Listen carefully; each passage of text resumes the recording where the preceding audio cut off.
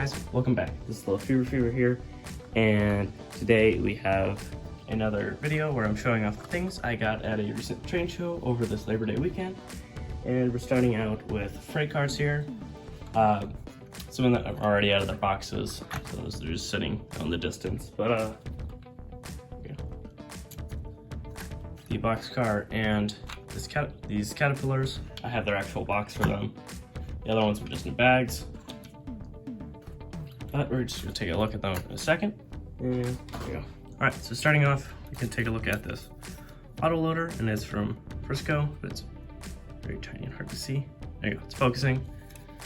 And next, we're moving on to, I already have one of these. If you have a keen eye, you've seen this on the channel before, but this one actually has its proper load, and I think the previous owner added weight, and they also added local couplers to this Tyco car. So these two over here, as well as these two, are both Tyco, but this one is, I believe, Riverossi or either AHM. This is Narragansett Ale, at least I'm assuming that's how you say it, and it's just a 40-foot wood-sided car.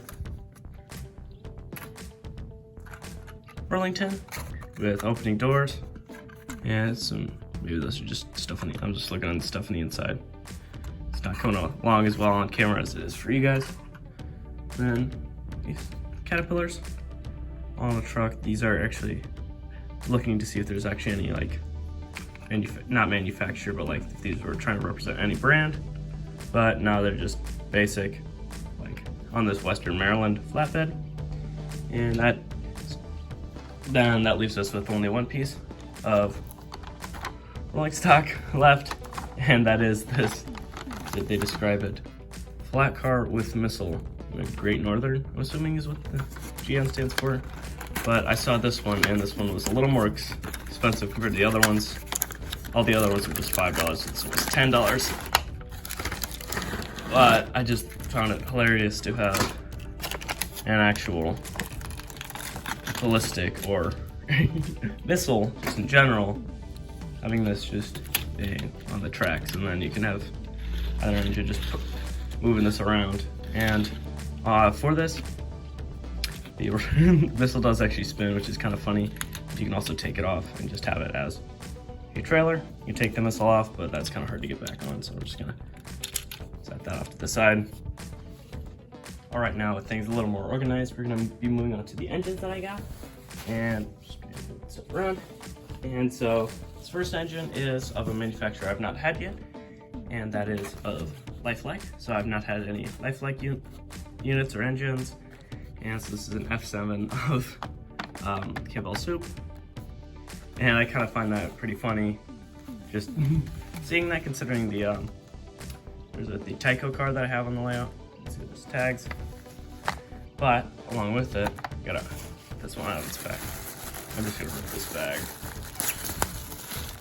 It's gonna be a little hard to get out, but wrapped up in this paper here, inside the bag, attached to the side.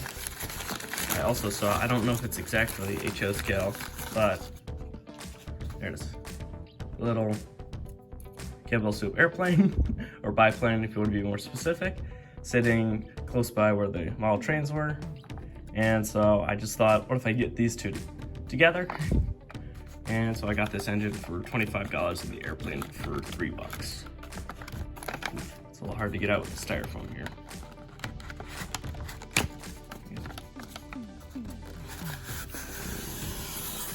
Raw.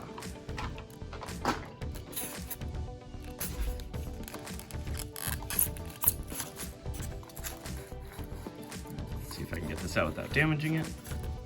There we go. Styrofoam out of here. And I believe they did say this engine runs, but we'll check if all the engines run later. But just get on the track.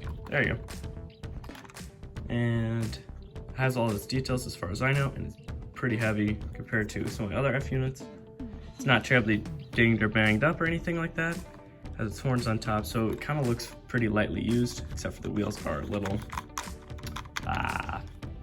oxidized. There you go, that's the word I was looking for.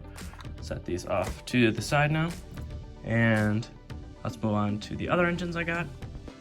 All right, now this one's still in its wrapping because it didn't have a box. Let's get inside the newspaper here. Maybe some wrap. take this away. See, we have a tender, and so this is, and I can get it open.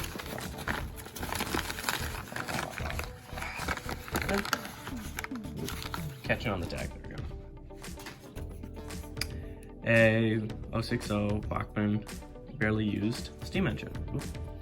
It is missing, I think, this bottom screw, or else because the frame keeps coming up on it when I was just looking at it. And so it does say, at least says it runs, but I don't know, it looks fairly unused, pretty clean, from at least what I could see when I was getting it. And yeah, a little tricky to put down the tracks. There are no tender pickups to it. So then I'll set this off to the side, and then we can move on to our final item. I guess I forgot to mention with the other one that it is a Santa Fe locomotive. And so getting this final thing in here in shot. You guys obviously can't tell, but it's very heavy. And so I'm just gonna got its packaging, or the wrapping they put on it. And you can see that it is at least what I found while looking up what it is a Mantua Union Pacific. And so this one didn't really have a box, they just held it in the form of bands. And it is pretty heavy. I'm gonna get that packaging. So roll around in there. Alright, let's try to get the engine out.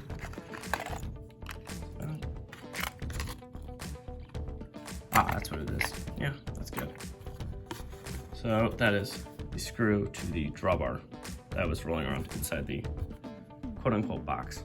So I'm just gonna put that over to one side for now. Yep. All right.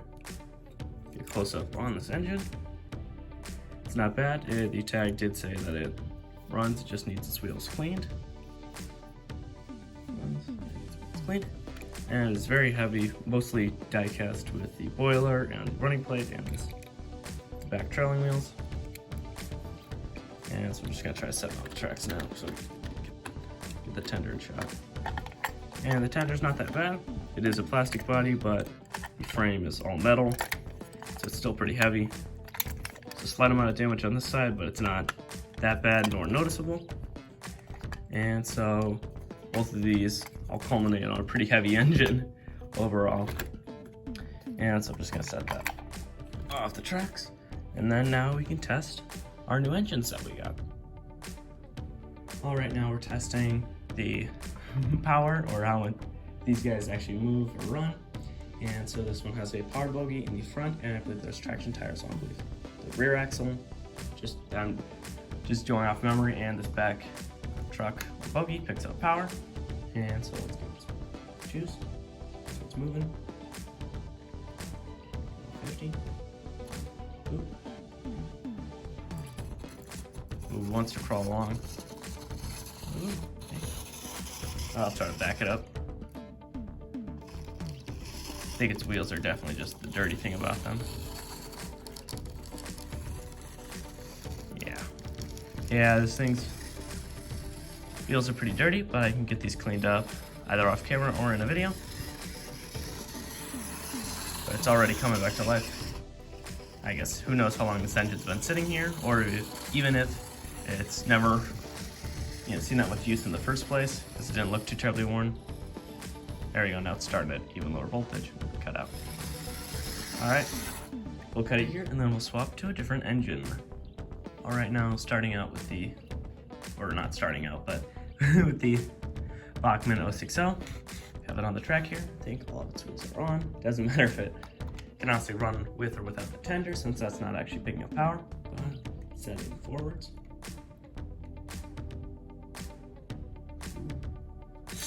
Ooh, there you go. Just needed a little motivation. There you go, now it's backing up. All right. Just needs a little bit of an extra push and forward.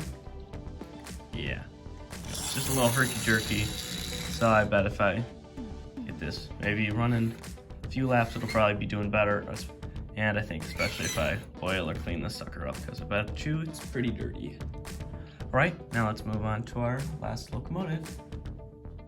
Alrighty, now starting with our large Pacific here, or large in a sense compared to the other engines at least.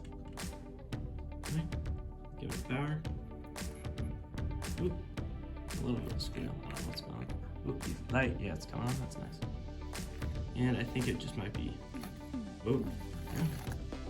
Oh, it's off a little bit.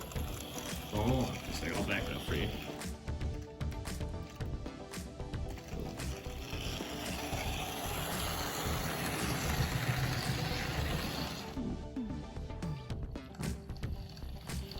For this one, I'll see how slow I can try to get it, since this one's a little more lively than the rest. Let's see how slow I can get it.